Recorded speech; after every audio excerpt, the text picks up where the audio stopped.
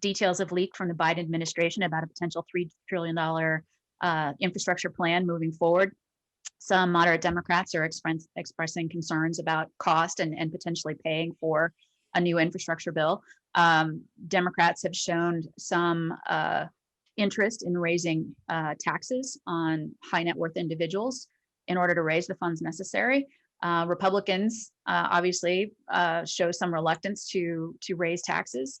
So that makes me wonder: are we stuck in a perpetual cycle of wash, rinse, repeat reconciliation in order to get some of these pieces of legislation across the path? Or do you see the potential for the two sides to come together and actually pass something on a bipartisan basis through regular order? Yeah, I think that's a good way of putting it. Wash, rinse, repeat reconciliation. I mean, we're in a situation now where even when the parties agree on policies, they find a way to disagree over how to get it done. An example I've been thinking about recently is the police reform, which, last year there was a House bill passed the House. Democrats controlled the House, Republicans controlled the Senate. Republicans put together a bill, and the Democrats, who were the minority party at the time, didn't agree with every single word on every single line, and so blocked it from passage. And that's probably going to be a dynamic you see unfolding this year on a China bill, which the Democrats are attempting to put together in the Senate.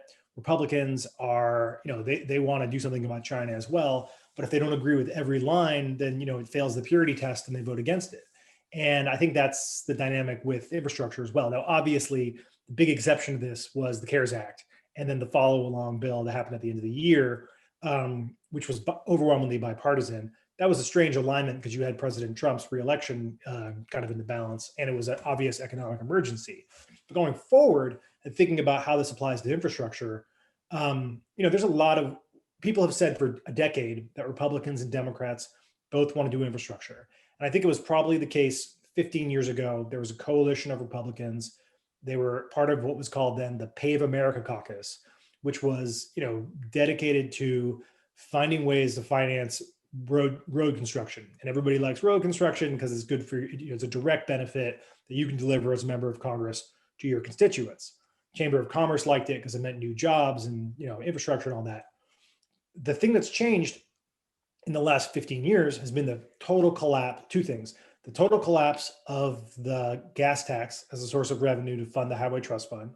So now if you did want to pave America, you got to find a new source of revenue for that. Republicans have been basically unwilling to look at any form of tax increase that would seriously finance a big new infrastructure program. The second thing is the increasing salience of climate change in the Democratic coalition. So while the Republicans kind of have more of a focus on cheap fuel, jobs in the oil and gas industry, Democrats, everything they do has to have this green tint to it. And the green tint creates a partisan divide where the Democrats are going to use infrastructure as a backdoor way of forcing action on climate change, and the Republicans are going to say no. So I really don't see any room for overlap here. I mean, I think that Biden has to say he wants to do something bipartisan. There's Democrats like Joe Manchin from West Virginia who want to be bipartisan. Members like being bipartisan, they want to work together. But at the end of the day, the policy gaps are so huge, and the Democrats have the tool, reconciliation, to get the bill done without Republican input. So I think that's almost certainly where we're headed in this situation. Now the politics of immigration are really, really poisonous, but the issues are still there. We still have a lot of undocumented people in the United States and a legal immigration system that doesn't really take full advantage of what it could do in terms of being a boon to the economy. Do you think there's any prospect of getting anything done on immigration? So the House last week passed these two bills. One gave a path to citizenship for residents of the United States who were brought here illegally as children. The name they've been given is Dreamers. And then the second bill was a path to citizenship for agricultural workers.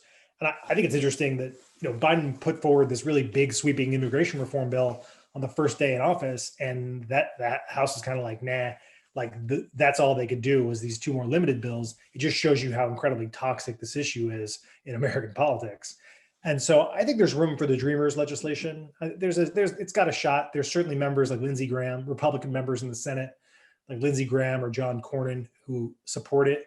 You get to this issue where this dynamic we talked about earlier, where members can't agree even when they agree. So it's entirely possible that even the Dreamer supporters end up saying, but I need to get something. And so the thing I need to get is mandatory use of the e-verify system for every employee in the country. And the Democrats aren't going to go for that. Or maybe they're going to go for we have to keep funding the border wall or something like that. And so you get this overreach problem that ultimately makes it hard to accomplish anything. But, Dick Durbin, Democrat from Illinois, says that he's close to having the votes in the Dreamer legislation. I would probably bet against it right now. But I could see there being a world where enough Republicans coalesce around it to get something done this year.